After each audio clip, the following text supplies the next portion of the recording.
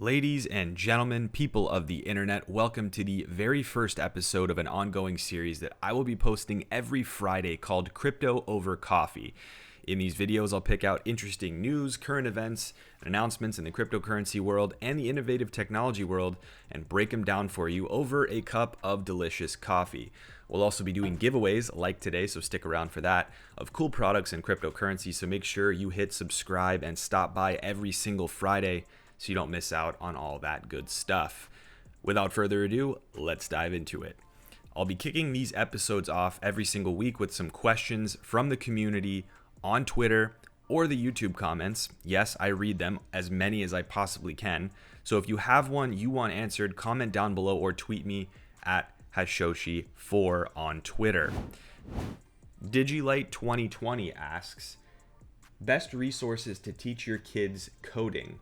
That's a very interesting question. So for me, my favorite resources out there to teach your kids to start coding, I would say start them off with apps that are very much like games. There's a really cool app that I've actually used before just to brush up on my own skills, learning something new called Mimo, M-I-M-O. Fantastic way to get started.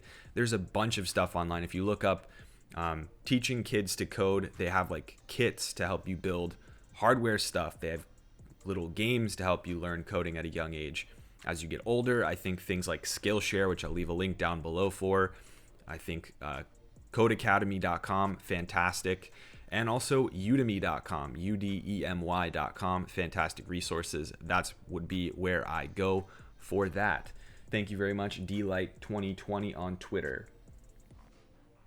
Lovely Leah Dizon asks, do you think what happened between the US and Iran will have an impact on Bitcoin's price? Personally, I do not think that will have a substantive impact on Bitcoin's price. That's just my opinion. I think global conflict and a global financial meltdown is not a good thing for crypto because I think unknowns, and when people are fearful, the last place they put their money is in speculative assets or what they believe to be a speculative asset. That's just my opinion. People may differ on that, but thank you very much for your question, Leah.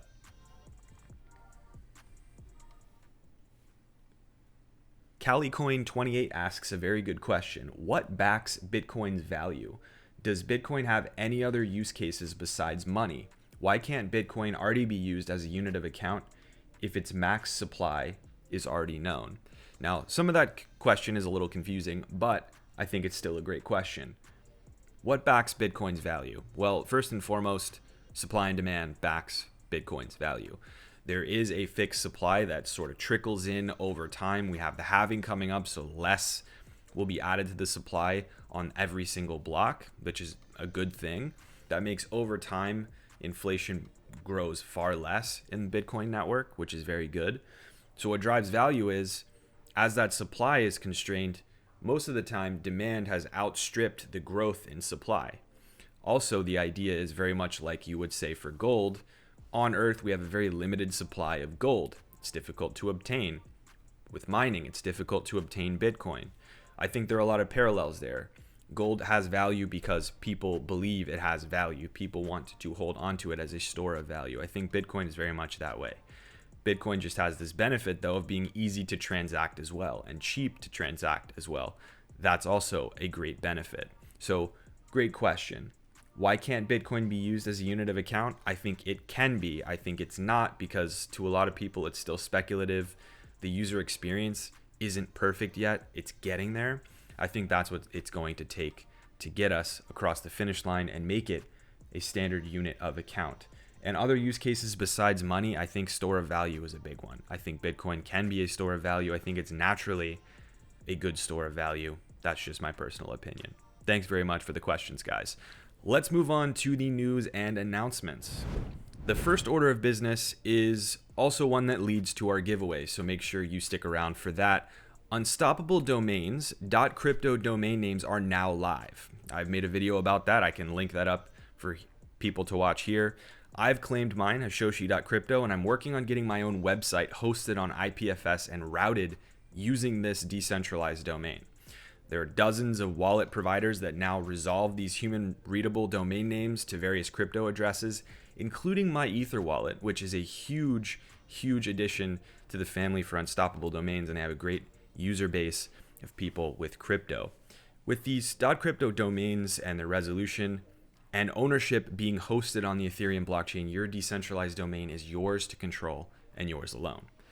I was a big fan of Unstoppable Domains when they first announced their project, and now that they've delivered and I'm actually getting to use the thing that I purchased, I'm very excited because you can type in that human readable name. It resolves to the crypto address that you would want it to, right? It decides, hey, are you sending Ether? Okay, let's resolve to the Ethereum address that's associated with this domain. It works the same way that DNS does for websites. Now, to celebrate their launch of .crypto domains, I'm partnering with Unstoppable Domains to give away $200 in a cryptocurrency of your choice to one lucky winner.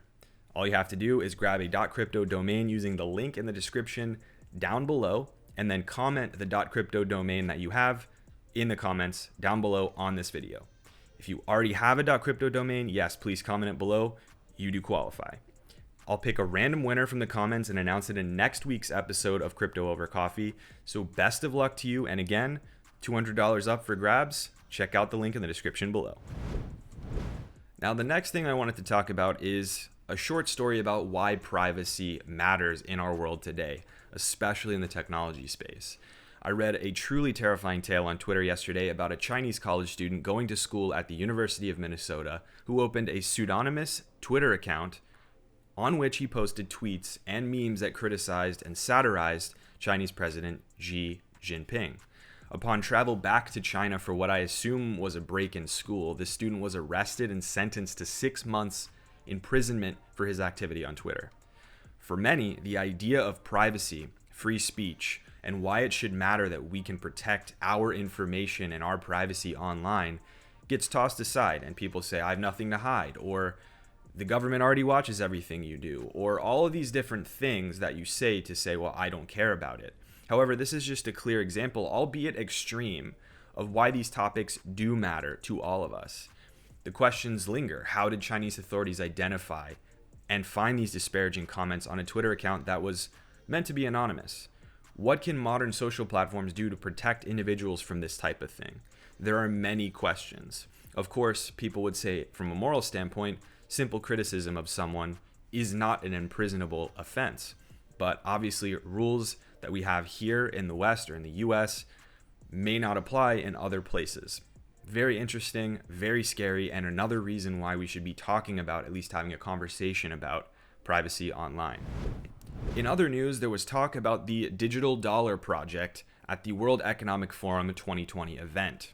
Former Commodity Futures Trading Commission Chairman J. Christopher Giancarlo spoke of his project exploring efforts to digitize the US dollar. Giancarlo is often referred to as Crypto Dad due to his overall friendly stature towards crypto while serving as a chairman of the CFTC.